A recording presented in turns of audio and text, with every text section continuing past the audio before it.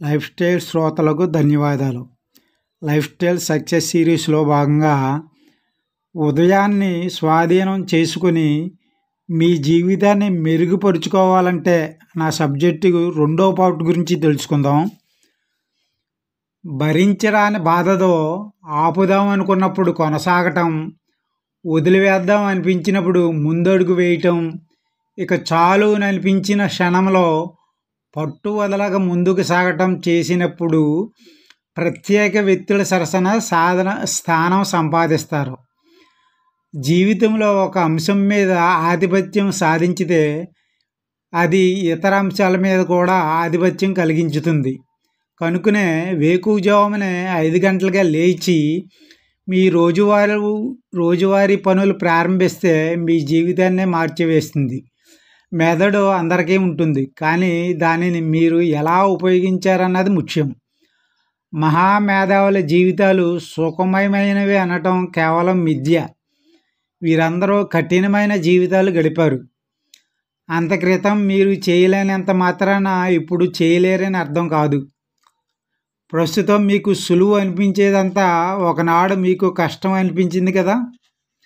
ఆదిలో మార్పు అంతా కఠినం, మధ్యలో అయోమయం, అంతంలో అద్భుతం అని గుర్తుంచుకోండి. ఉదయం 5 గంటలకు లేచి 20-20-20 సూత్రం అమలు చేస్తే మీ జీవితంలో ఉన్న స్థానానికి ఎదిగే అవకాశం ఉంది. అంటే 5 గంటల నుంచి 5:20 వరకు వ్యాయామం,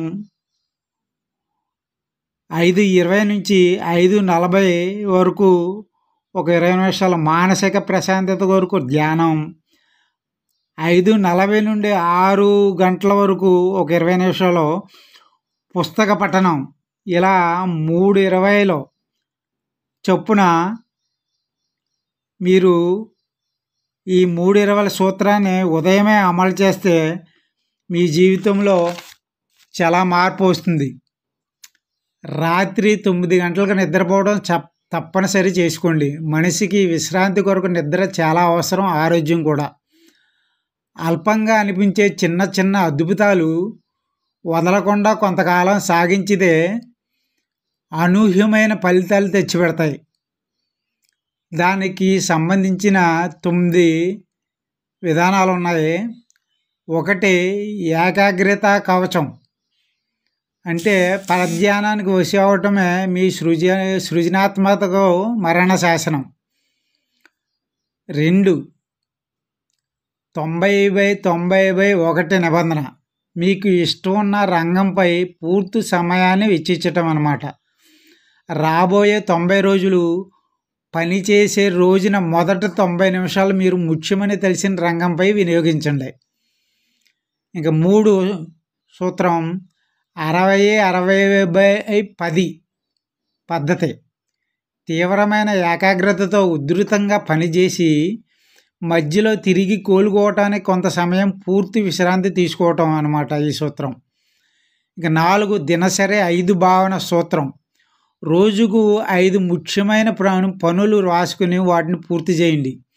ఈ అలవాటుతో నెలకు 150 విజయాలు, ఒక సంవత్సరంలో ఈ ఒక్క వ్యూహంతోనే 1825 విలువైన విజయాలు సాధించి తీరుతారు. 5, రెండో వరుస వ్యాయామం. ఉదయం కాలమే కాకుండా సాయంకాల సమయంలో కూడా తేలికపాటి వ్యాయామం ఆరోగ్యానికి మంచిది.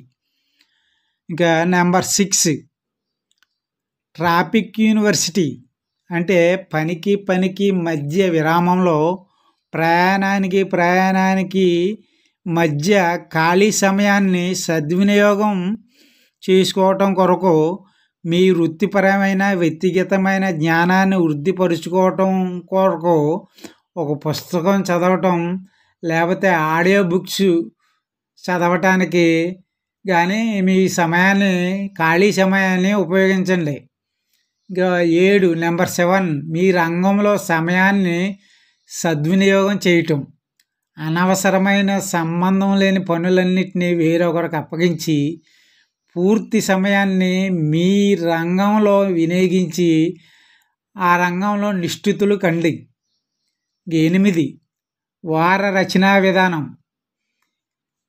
ప్రతి ఆదివారం రాబోయే వారానికి ఒక కార్యాచరణ ప్రణాళిక తయారు చేయడానికి 30 నిమిషాలు కేటాయించండి. అలాగే రోజువారీ కార్యక్రమాలపై కూడా 5 గంటల నుంచి రాత్రి 11 గంటల వరకు చేయదలిసిన కార్యక్రమాలు వ్రాసి వాటిని ప్రాధాన్యత క్రమంలో పూర్తి చేయండి. నెంబర్ 9 లాస్ట్ది 60 నిమిషాల విద్యార్థి.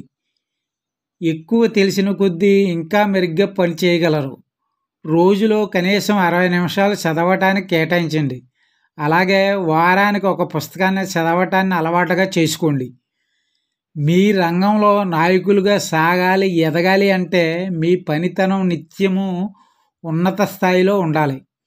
ఈ ప్రపంచంలో మీరు అద్భుతాలు చేయటానికి సాధనాలు మీ ఆలోచనలు, మీ అనుభూతులు, మీ మాటలు, మీ చేతలు.